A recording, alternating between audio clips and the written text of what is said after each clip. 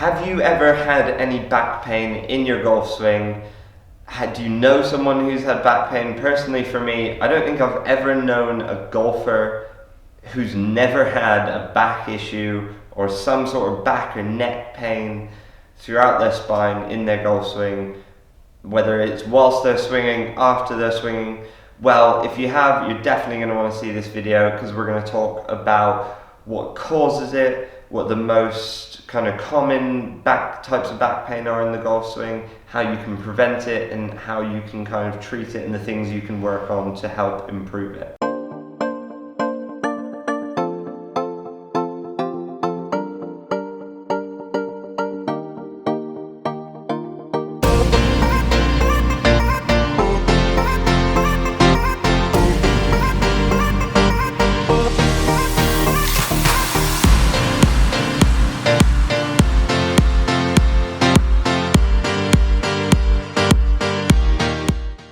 So guys, we are down in Worcester at Drive Sports Medicine with John Chaffe. John is a physio and sports scientist and a golfer yourself, obviously, as well. So you obviously work with a lot of golfers. You get a lot of people coming through the door with injuries. I'm guessing a lot with their back, neck, shoulders, these kind of areas. So in terms of the back, what's the most common causes of back pain that you see within a golf swing? Yeah, I think that's right. I'd say by far and away back pain is the most common reason I see a golfer. It tends to be, there's some stats that around 30% of golfers suffer back pain after every round of golf, which is crazy really. That's an awful lot. I think the most sort of common causes or the things we should really say is that the back pain is often the source of the pain, but it's not often the cause. As in, yes, there may be an issue, there may be a problem or an injury at your back, but the kind of root cause of it is often from things above or below that. And so the most common kind of structural issues we tend to see is like a muscle sprain or ligament strain, disc injuries to the small joints in your back, like the facet joints, or kind of nerve irritations in and around your back. But then the most common causes of that I tend to see is like a limitation, particularly at the hips or in the thoracic spine.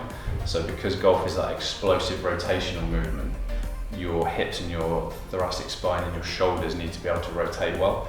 If they're limited in any reason, that puts a lot of strain on your lower back to have to rotate as well. So that tends to be the kind of patterns that I see with most people. And this is definitely something I've struggled with a little bit before. I have quite poor thoracic mobility, which for those of you who don't know, is kind of that area of your spine really, isn't it? And what this does, if you can't rotate through this area, you're going to want to rotate more through this area and put a lot of strain, a lot of pressure through it. Golf is a very explosive, repetitive movement. And so if you're hitting a lot of balls, if you're playing a lot of golf, when I've been playing a lot, I've got facet joint injuries, which is kind of around this area in your back, hinging through that area because I'm not moving well through my thoracic. And this takes a long time to heal, recover. It's kind of a long journey back from it. And it really limits what you can do. You can't really play golf, you can't do certain extension exercises in the gym and stuff like that. So when someone comes to you with a back injury, with some of these issues, what would be the way you would go around treating it, and kind of what would the recovery process look like? Yeah, so I think with anyone who comes to me with an issue, I first of all want to make sure there's nothing more sinister and more serious going on. So if you do have a back injury, I think it's important that you do seek medical attention just to make sure that there's nothing else going on through there. So the typical process I go for with someone that comes in with a back issue, or a golfer that comes in with a back issue, is we first off try to identify the structures involved, so whether that's a disc involved or like a facet joint involved that you've had previously, or muscle injury, and that's kind of through my clinical examination. But then we also look at those causes of that problem, so we look at the kind of movement capabilities of that golfer, like with a specific movement screen that I've sort of qualified in through Titleist Performance Institute.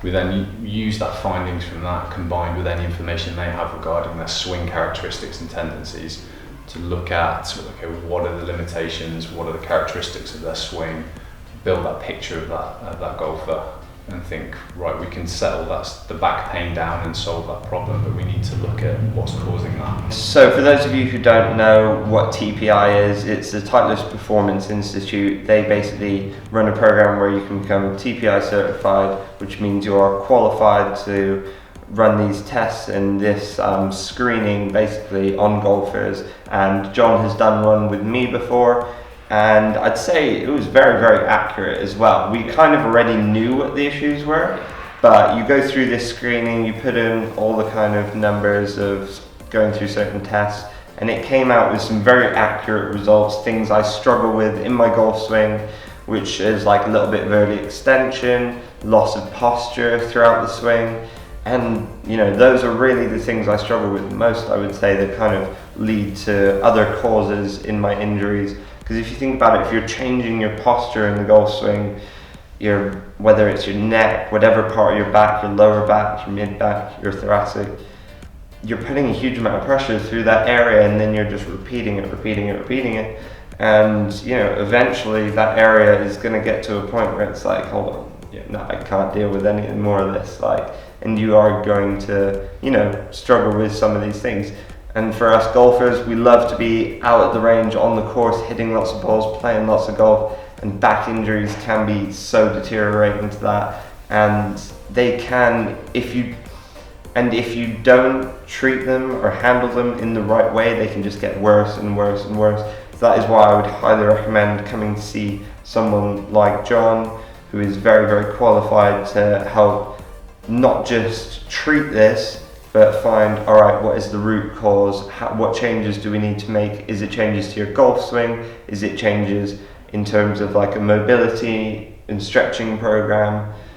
Things like this basically, which is like, you know, needs to happen if you're actually going to get through these and kind of improve and swing pain-free basically, which, let's face it, not many of us do. So John, thank you very much for that, really enlightening. Thank you very much for coming on the channel, really appreciate it, mate. Hope you guys have learned something today. Feel free to like this video, comment your thoughts down below, subscribe to my channel. We're going to be doing a lot more content with John, a lot more fitness stuff based around golfers, mobility exercises, flexibility, explosive training, things that can help you get more pain-free in your golf swing, but also increase your club head speed, increase your consistency, and just help get you out onto the golf course a little bit more and enjoying some golf. I'll see you guys soon.